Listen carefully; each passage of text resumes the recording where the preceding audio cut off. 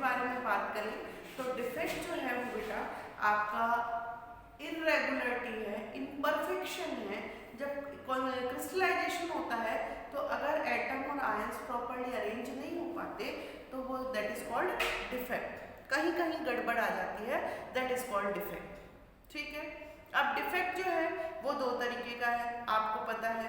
पहला डिफेक्ट है point defect और दूसरा डिफेक्ट है लाइन डिफेक्ट। ठीक है, तो लाइन डिफेक्ट की जब हमने बात की तो हमने देखा कि लाइन डिफेक्ट जो है वो आपका है जब पूरी एंटायर लाइन में डिफेक्ट आया, that is called line defect. ठीक है, लेकिन पॉइंट डिफेक्ट क्या है कि कुछ कुछ पॉइंट्स पे, कुछ लेटिस साइड पे अगर डिफेक्ट आता है, that is called point defect. ठीक है, अब पॉइंट डिफेक्ट को फिर हमने आगे डिस्क्राइब किया है। Point defect are of three types. One is stoichiometric defect, second is non stoichiometric defect and third is impurity defect. Stoichiometric defect ये है कि डिफेक्ट आने के बाद भी अगर क्रिस्टल की स्टोकियोमेट्री मेंटेन रहती है, दैट इज कॉल्ड स्टोकियोमेट्रिक डिफेक्ट। ठीक है, दूसरा नॉन स्टोकियोमेट्रिक डिफेक्ट, अगर मान लीजिए डिफेक्ट आ गया और डिफेक्ट आने के कारण क्रिस्टल अपने केमिकल फॉर्मूले को फॉलो नहीं कर रहा है, that is called non stoichiometric defect. और थर्ड डिफेक्ट है इम्प्योरिटी डिफेक्ट। जो इम्प्योरिटी डिफेक्ट है वो आपका है कि कोई फॉरेन पार्टिकल क्रिस्टलाइजेशन प्रोसेस के समय आ गया तो उसे बोलेंगे हम इम्प्योरिटी डिफेक्ट। तो ये आपके कुछ एक डिफेक्ट्स थे जो मैंने आपको बताए हैं। मेरा पिछले वीडियो में स्टोकियोमेट्रिक डिफेक्ट कंप्लीट हो गया था और नॉन स्टोकियोमेट्रिक डिफेक्ट था, उसका भी मैंने मेटल एक्सिस डिफेक्ट आपको समझाया था। फिर भी मैं दोबारा से मेटल एक्सिस और मेटल डेफिशिएंट डिफेक्ट आपको explain कर रही हूँ। तो यहाँ पे हमारा बी जो पॉइंट है वो है हमारा नॉन स्टोकियोमेट्रिक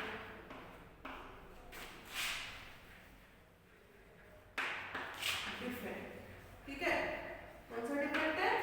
नॉन स्टोकियोमेट्रिक डिफेक्ट। और इसके दो टाइप्स हैं। नंबर वन जो टाइप है वो है आपका मेटल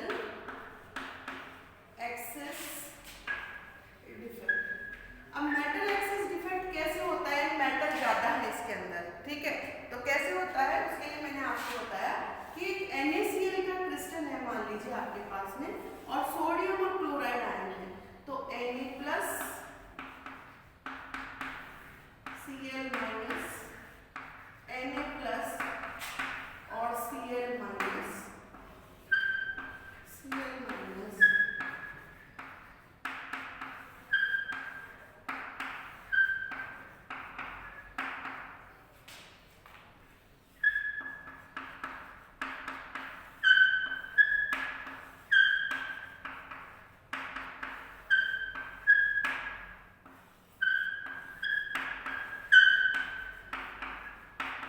ये क्रिस्टल आपके सामने है।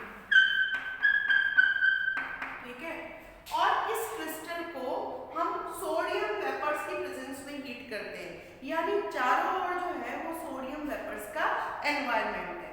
अगर सोडियम वेपर्स का एनवायरनमेंट है तो कुछ एटम्स यहाँ पे आके स्टिक भी होंगे। मान लो एक सोडियम एटम यहाँ आके स्टिक होता है, ठीक है, यहाँ हो जाए, यहाँ हो जाए, कहीं भी हो सकता है। तो ये आते ही अपना एक इलेक्ट्रॉन लूज करता है, तो कन्वर्ट होता है ये आपके Na+ में और एक इलेक्ट्रॉन लूज करता है। ठीक है, अब धीरे धीरे क्या होता है, जैसे ही इस तरह का प्रोसेस हुआ तो Na कन्वर्ट हो गया Na+ में और एक इलेक्ट्रॉन लूज हो गया। धीरे धीरे इस क्रिस्टल से क्लोराइड आयन ऊपर आने लगते हैं। ठीक, और यहाँ मान लो सपोज करो ये क्लोराइड आयन यहाँ से ऊपर आ गया और ये स्पेस वेकेंट रह गई, तो यहाँ इस स्पेस में ये इलेक्ट्रॉन अपनी जगह ऑक्यूपाई कर लेता है, तो क्लोराइड तो आ जाता है ऊपर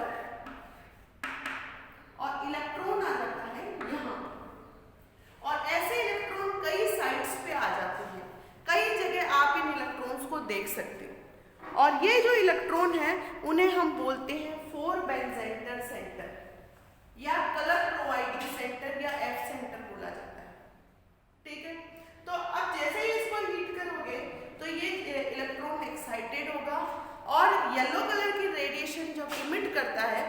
जिसका कलर हमें येलो दिखाई देता है।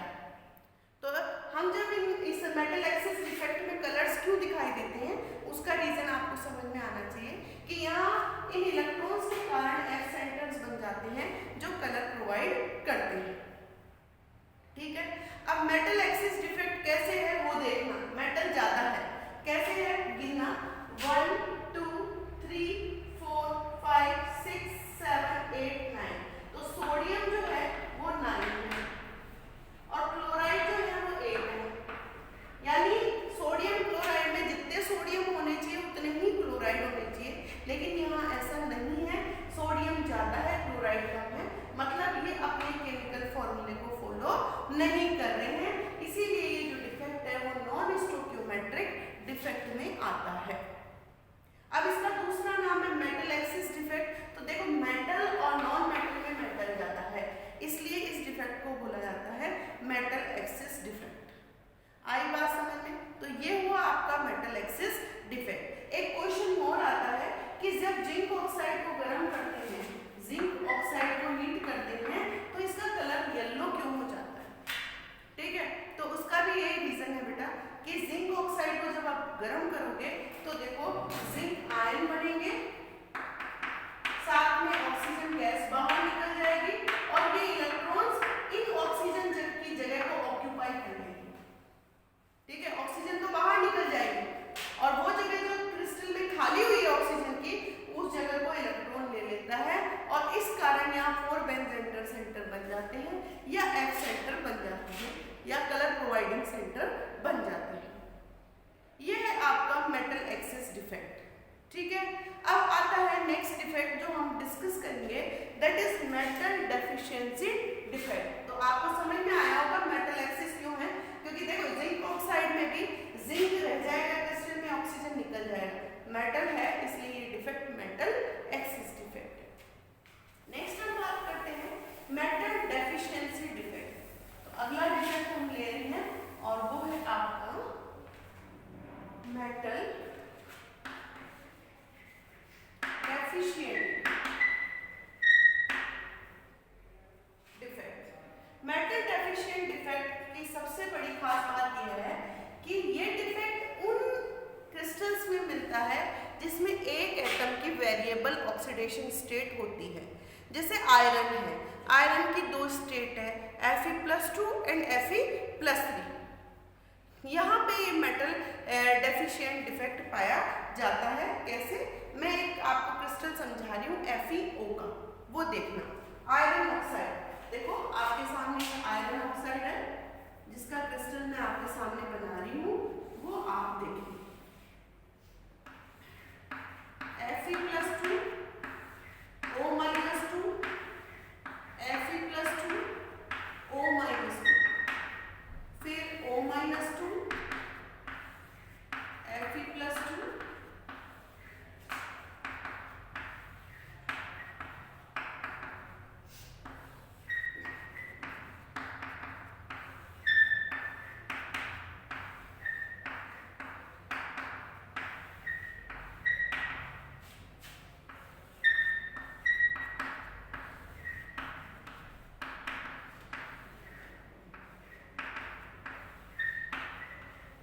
ये आपका क्रिस्टल है जिसमें आयरन और ऑक्साइड इस तरह से अरेंज है और जितने आयरन है उतने ही ऑक्साइड है।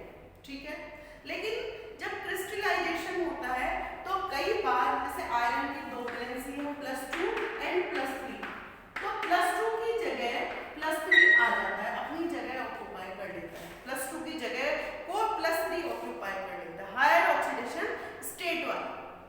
ठीक है, तो +2 की जगह कौन आएगा? +3। लेकिन आप ये बात भी ध्यान रखिएगा कि यहाँ पे जो टोटल चार्ज है वो 0 रहेगा आफ्टर डिफेक्ट। आप बिफोर डिफेक्ट भी रहता है और आफ्टर डिफेक्ट भी रहता है। तो देखो आप अगर यहाँ देखो तो आयरन का जो टोटल चार्ज है, आयरन जितने आयरन उतने ऑक्सीजन है, तो टोटल चार्ज 0 है। लेकिन अगर आयरन निकलते हैं, Fe+2 निकलते हैं और Fe+3 आता है, तो देखो किस तरह आता है। 3 आयरन अगर निकलते हैं Fe+2 वाले, तो टोटल चार्ज होता है +6, ये रिमूव होते हैं। तो 2 एटम Fe+2 वाले आते हैं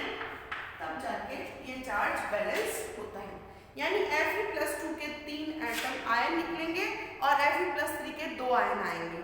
तो हम यहाँ पे जगह देखें तो मान लो एक Fe+2 यहाँ से गया, एक Fe+2 यहाँ से गया, एक Fe+2 यहाँ से गया और इसकी जगह Fe+3 आ गया, तो 2 ही आएंगे, 3 जाएंगे तो 2 आएंगे, क्योंकि टोटल चार्ज 6 ही रिमूव होगा, ठीक है, और 6 ही आएगा।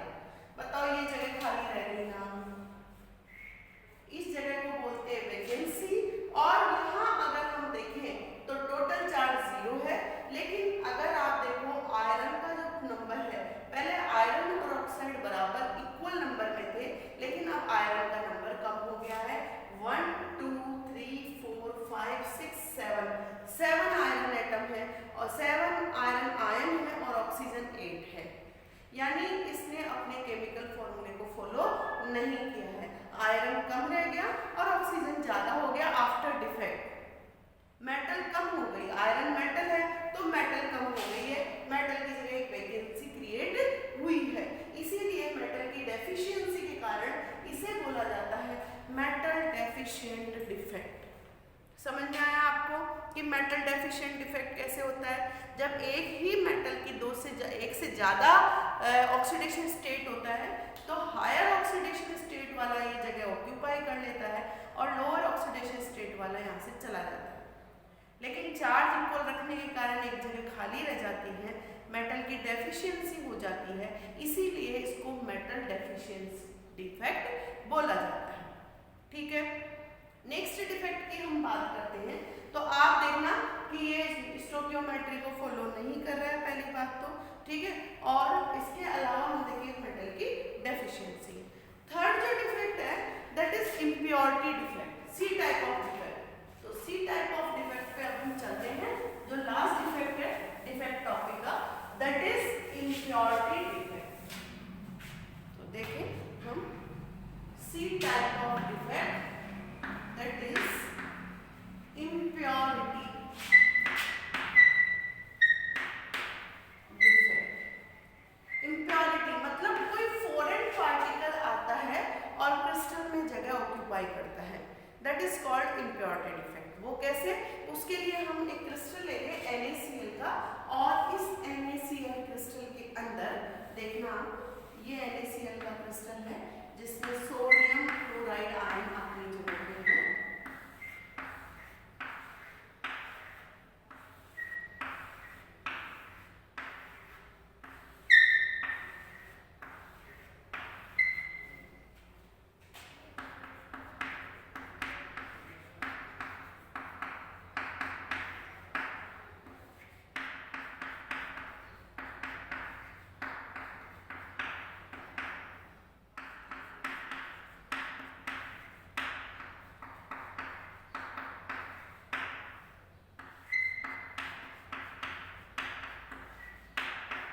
ये क्रिस्टल है, ठीक है, और इस क्रिस्टल में फॉरेन पार्टिकल आ गया और फॉरेन पार्टिकल NaCl क्रिस्टल में आ रहा है स्ट्रोंशियम।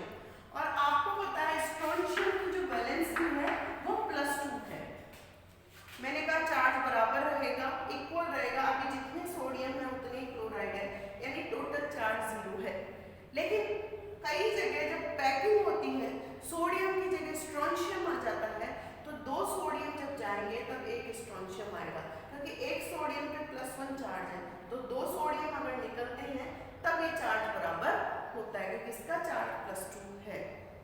तो यहाँ से सपोज करो 2 सोडियम निकल गए, लेकिन स्ट्रोंशियम तो एक ही जगह आएगा, एक जगह खाली रहेगी, दैट इज कॉल्ड वैकेंसी।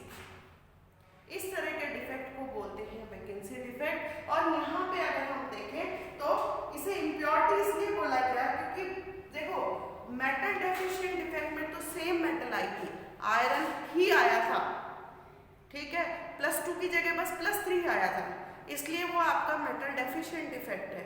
लेकिन यहाँ पे थर्ड सब्सटेंस आ गया है, ना सोडियम ना क्लोराइड, अब नया सब्सटेंस फॉरेन सब्सटेंस आ गया स्ट्रोंशियम, इसीलिए इसको बोला जाता है इम्प्योरिटी डिफेक्ट। तो ये इम्प्योरिटी डिफेक्ट एक तरह से मेटल डेफिशिएंट डिफेक्ट की तरह है, लेकिन वहाँ सेम एटम सेम एलिमेंट आता है, इसलिए वो मेटल डेफिशिएंट है, और यहाँ फॉरेन पार्टिकल आता है, कोई नया पार्टिकल आता है, इसलिए ये जो है आपका इम्प्योरिटी डिफेक्ट है।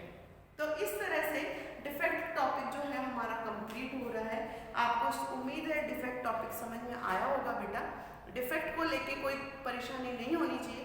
मोस्ट इम्पोर्टेंट जो डिफेक्ट है आपके जो आपके आते हैं उसमें आता है एक तो शॉर्ट के डिफेक्ट, एक फ्रैंकल डिफेक्ट और इसके अलावा एक जो आ रहा है आपका ये आ रहा है मेटल एक्सिस डिफेक्ट। वो बहुत ज़्यादा इंपॉर्टेंट है, इनके बारे में क्वेश्चन पूछा जाता है। बाकी तो कुछ भी आ सकता है बोर्ड के एग्जाम में, तो आपको बोर्ड के एग्जाम की तैयारी अच्छे से करनी है। और इस चैप्टर में आपके मैग्नेटिक प्रॉपर्टी और कंडक्टिविटी जो टॉपिक है इस चैप्टर में, सॉलिड चैप्टर में, वो हट चुका है। ठीक है, तो यहाँ आपको इससे आगे जब हम चलेंगे तो हम देखते हैं कि कंडक्टिविटी और मैग्नेटिक प्रॉपर्टी को लेकर डिस्कशन किया गया है डिफेक्ट में, लेकिन हमें वो नहीं पढ़ना है क्योंकि जब सिलेबस रिड्यूस हुआ तो ये दो टॉपिक हमारे बुक से हटा दिए गए हैं, मैग्नेटिक प्रॉपर्टी और कंडक्टिविटी। ठीक है, जिसमें बैंड थ्योरी है आपके, ठीक, वो भी हट चुकी है, सेमीकंडक्टर्स है वो भी हट चुके हैं। तो आपका जो चैप्टर है वो यहीं तक है। एक टॉपिक मेरा बचा है सिर्फ और सिर्फ क्लोज पैकिंग, उसको लेके मैं आपको वीडियो भेजूंगी, एनिमेशन वाला वीडियो है जो आपको मैं समझाने की कोशिश करूँगी, क्योंकि वो जो है 3 डायमेंशनल क्लोज पैकिंग, उसमें आपको 3D स्ट्रक्चर देखना होगा, इमेजिनेशन करना होगा, इसलिए मैं उसको ब्लैक बोर्ड पे नहीं समझा पाऊंगी। तो मैं कोशिश कर रही हूँ कि एनिमेशन से आपको समझा सकूँ, तो नेक्स्ट वीडियो आपके पास आ जाएगा। बाकी ये चैप्टर कंप्लीट हो गया है। नेक्स्ट वीडियो में हम इसके क्वेश्चन आंसर थोड़े डिस्कस करेंगे, ठीक है, तो आपका ये चैप्टर कंप्लीट हो जाएगा। थैंक यू बेटा।